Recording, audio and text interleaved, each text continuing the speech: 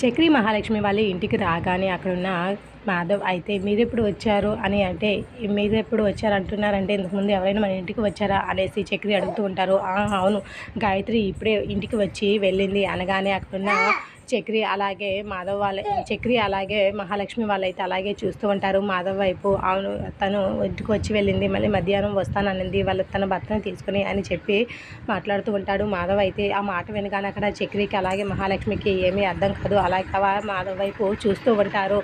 అవును, నేను కూడా వాళ్ళని భోజనానికి ఇన్వైట్ చేశాను, లంచ్కి వస్తానని చెప్పారు, భర్తను తీసుకొని గాయత్రి ఇంటికి వస్తాననింది అనగానే ఇక మాధవ్ ఎందుకు అంత కూల్గా మాట్లాడుతున్నాడో తెలియక, వాళ్ళని ఎందుకు ఇంటికి భోజనం పిలిచాడో తెలియక చాలా కోపంగా ఉంటారు. ఆ విషయం తెలియగానే నారాయణ అయితే మాధవ్ దగ్గరికి వస్తూ ఉంటారు. అసలు దానికి అంత బుద్ధి లేదు, ఇంటికి రావడానికి నిన్ను కాదనుకుని వేరే వాడిని చేసుకుని మళ్ళీ ఇప్పుడు నీ కోసం ఇంటికి వచ్చిందా, దానికి కాస్తైనా సిగ్గు ఉండాలి. ఇప్పుడు నీ భర్తను తీసుకుని వస్తే నువ్వు వాళ్ళకి వండి పెడతావా అని చెప్పి నారాయణ చాలా సీరియస్గా అడుగుతూ ఉంటాడు.